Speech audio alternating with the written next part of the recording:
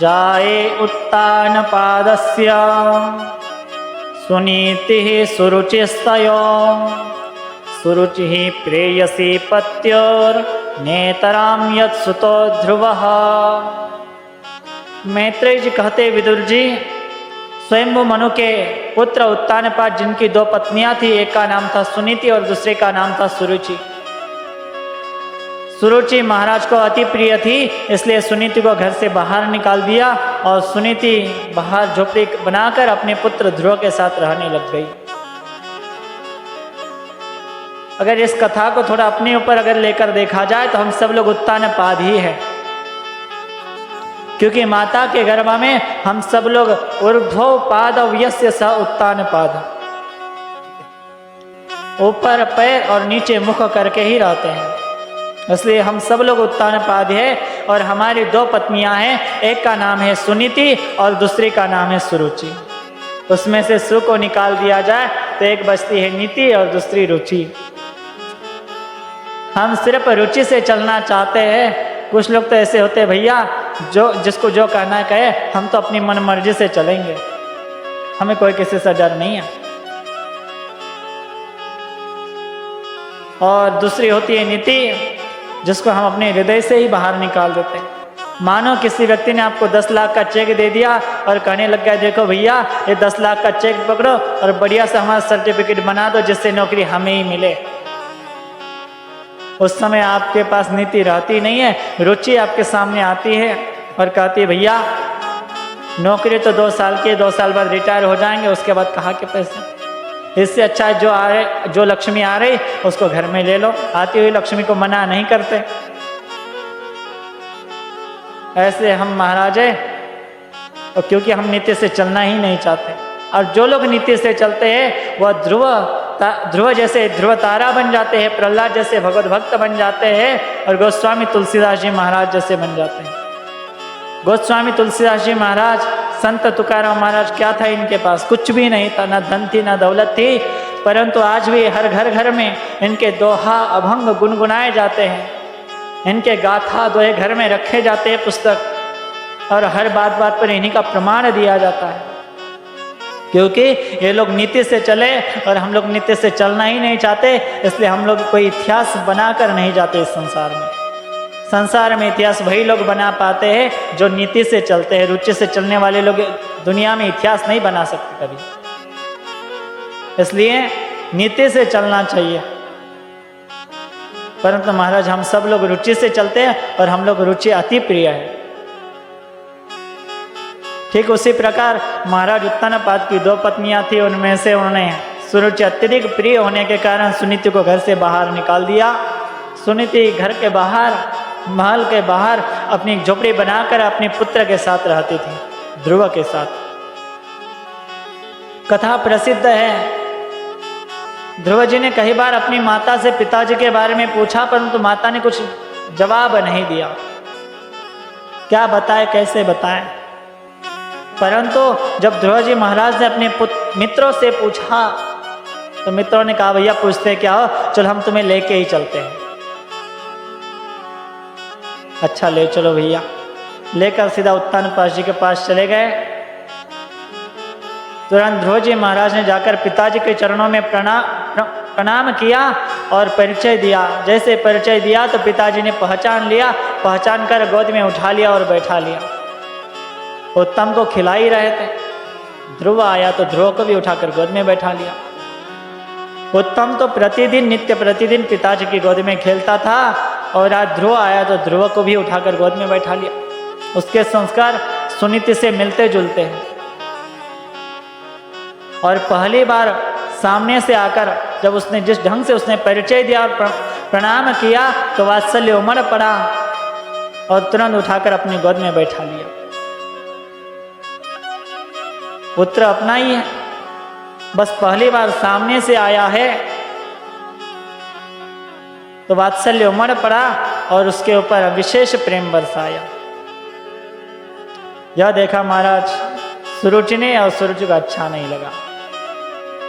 सोचने लग गई, लगता है आज सुनीति ने जानबूझकर पुत्र को यहाँ भेजा है, जैसे महाराज जी के हृदय में अपनी जगह बना सके। क्योंकि इसका पुत्र मेरे पुत्र से बड़ा भी है और भविष्य में सत्ता का अधिकारी भी यही बन सकता है, इसलिए इस कांटे को अभी यहाँ से निकालना पड़ेगा। इसलिए तुरंत गई और ध्रुव जी का हाथ पकड़कर गोद से नीचे उतार दिया और कहने लग गई, तू राजा का बेटा जरूर है, परंतु तूने मेरे कोख से जन्म नहीं लिया, इसलिए तेरा मनोरथ दुर्लभ है। दुर्लभ है न मनोरथ,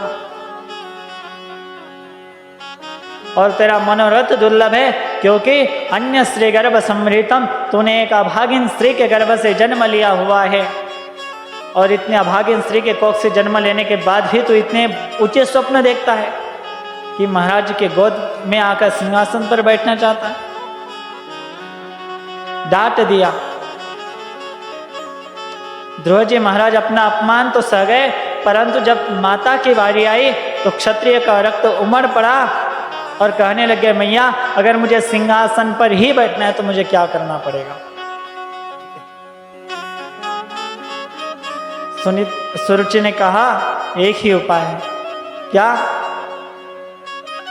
तपस्याराध्य पुरुषम, तपस्या करनी पड़ेगी, और तपस्या कर कर जब भगवान प्रसन्न हो जाएंगे, जब वरदान देंगे तो वरदान में मांगना कि मुझे सुरुचि मैया के गोद से जन्म दो, और जन्म लेने के ऐसा वरदान पाने के बाद कहीं जाकर मर जाना, और मरने के बाद मेरे गोद से जन्म लेना।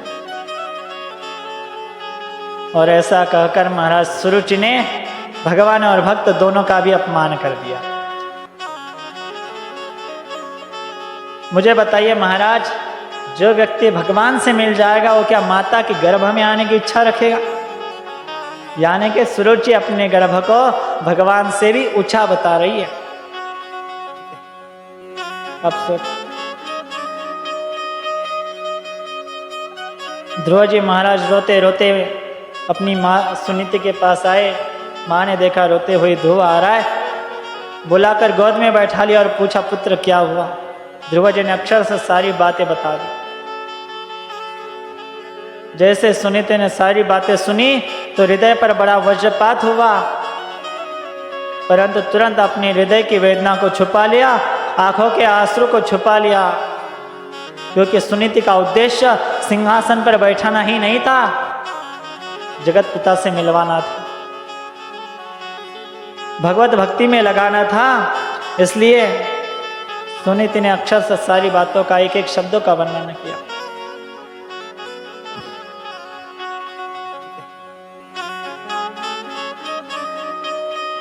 सुनीति ने सोचा, अगर मैं अपनी इसके सौतेली माँ के शब्दों की अगर निंदा इसके सामने करूं तो इसके मन में विद्रोह की चिंगारी भड़क उठेगी, और वह विद्रोह की चिंगारी भगवत प्राप्ति के लिए सबसे बड़ा विघ्न बन सकती है। इसलिए एक एक शब्द का अक्षर से वर्णन किया और कहने लगे, पुत्र मेरे से ज्यादा तुम्हारे ऊपर तुम्हारी सौतेली माँ का अधिकार है। ध्रुव जी ने कहा, माँ पर उसने आपको अभागी ने कहा। ध्रुव सुनीति ने कहा, पुत्र मैंने कब कहा कि मैं बहुत सौभाग्यहीन हूं? मैं दुर्भागा ही तो हूं।